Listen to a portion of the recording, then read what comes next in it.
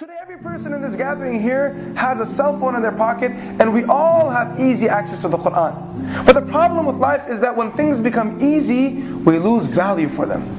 When things become easy, we lose value for them. But when they're hard to achieve, you have the value for it.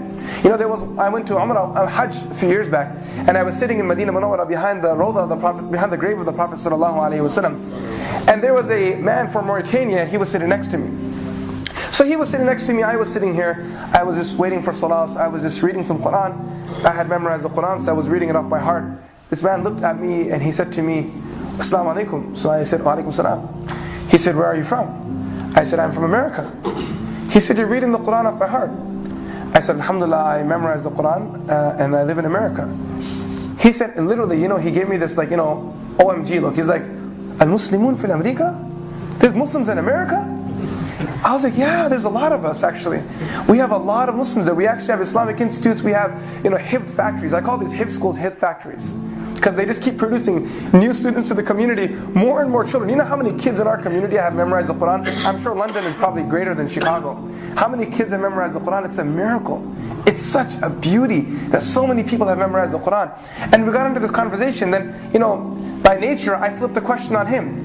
I said to him that, do you guys have, and where are you from? He said, I'm from Mauritania, in Africa. And I said to him, wow, you're from Mauritania, have you memorized the Quran? And then he gave me that look again, like you're crazy look. He's like, what? I was like, have you memorized the Quran? He said, me memorize the Quran?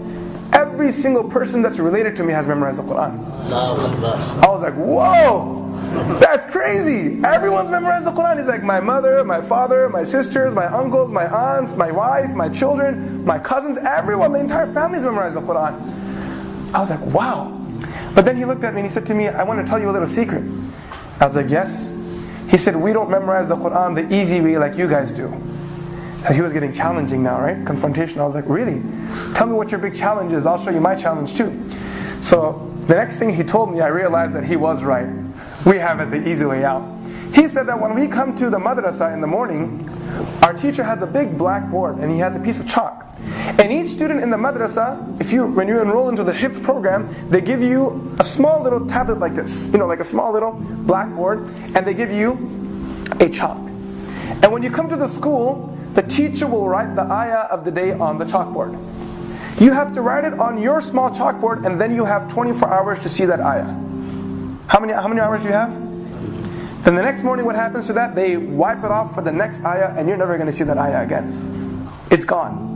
He said, in our community we can't afford hard copies of the Quran. So this is how we memorize it. And I was thinking, La ilaha illallah. La ilaha illallah. People who don't have copies of the Quran value it, and those who have copies of the Quran, they let dust grow on it. Where was a community gone who actually valued the Quran? Who actually cared for the Quran?